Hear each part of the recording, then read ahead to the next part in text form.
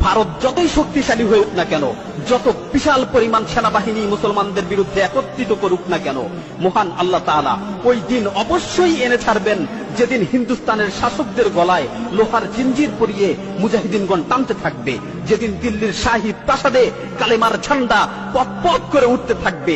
হে মোহাম্মদ বিন কাসিম ও তারেক বিন জিয়াদের উত্তরসূরিরা, সমগ্র বিশ্বের মুজাহিদিনরা জেগে উঠেছে, তাদের মাধ্যমে রাসূল সাল্লাল্লাহু আলাইহি ওয়াসাল্লামের ভবিষ্যৎবাণীগুলো আজকে বাস্তবায়িত হয়েছে।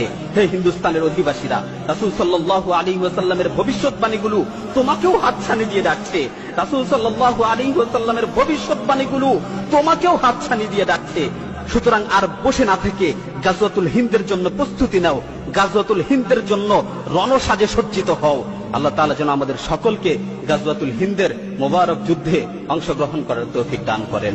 আমিন। ওয়া মা আলাইনা ইল্লাল বালাগ।